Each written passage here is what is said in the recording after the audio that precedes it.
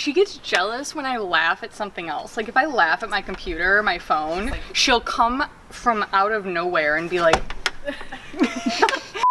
One Tail at a Time PDX is unique because we don't just want to save dogs. It's about the families we complete and create.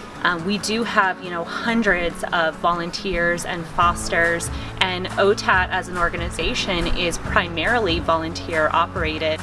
In the 6 years I've been working with the organization, we've been continually growing year over year. And I think, when I first started out, it was the executive director and a co-founder working out of their backyard, hustling to make sure dogs were getting saved on a really regular cadence. And since then, we have grown into a significant member of the community. And really, when I think of One Tail at a Time's role here in Portland, I think the next step is really cementing our role in that community. We need a home of our own. Because the world of animal rescue is showing no signs of slowing down. And a centralized space would mean that we could create a robust community engagement program. Another important thing is being able to just centralize everything in one place. So having all of our supplies in one place, all of our merch in one place, all of our community events and training accessible in one place is going to be so great for us, and especially for our adoptions.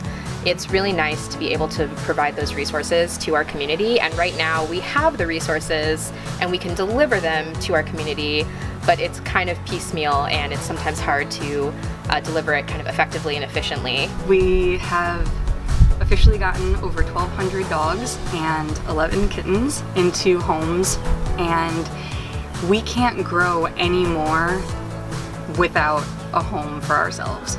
We can no longer do what we want to do and reach as many dogs and therefore humans as we know that we have the capacity for without an adoption center. We still want to be a foster-based rescue.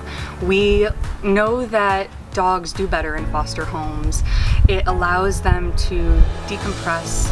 We get to know their personalities better in a foster home, and so then we're able to make more responsible, informed matches with their adopters.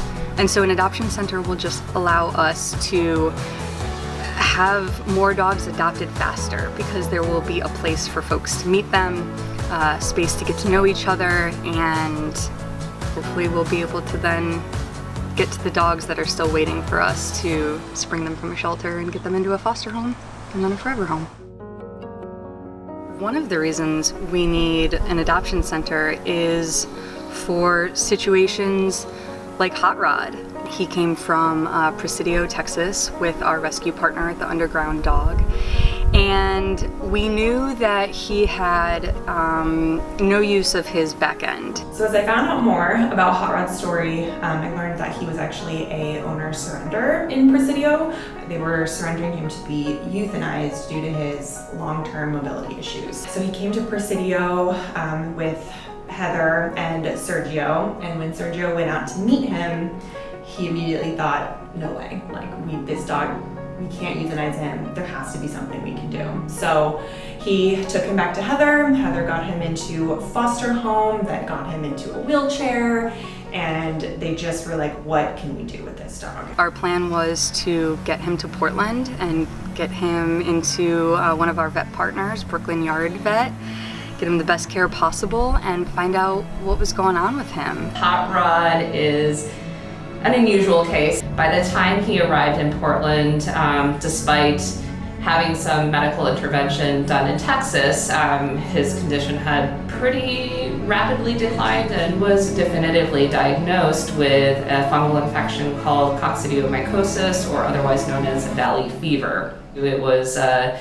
pretty extensive lesion that was eating away at his vertebrae, and therefore it was pushing on his spinal cord or putting some damage on his spinal cord. So under the guidance of a neurologist at Northwest Veterinary Specialists, we started him on antifungal treatments, and thankfully we started to see these tiny little improvements. We started to see him kicking his feet when he was in his wheelchair.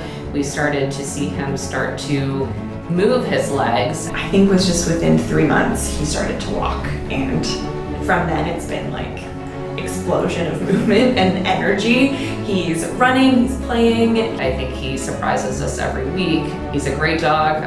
He absolutely deserved this chance to have a great life because I feel like without intervention, he probably would have been euthanized had he stayed where he was. And so this is what makes OTAT so amazing. An adoption center would have allowed us to get him care right away instead of, having our vet come in on her day off, having to drive to the clinic, and not having just a place to address what he needed. We have reached our capacity for saving lives, doing it the way we've been doing the last 6 years, and this is the next step for us. We know that in order to grow, we need the support of our community to get us into an adoption center, and once that happens, we will be able to save more lives who need us, and we will be able to introduce more people to their best friends.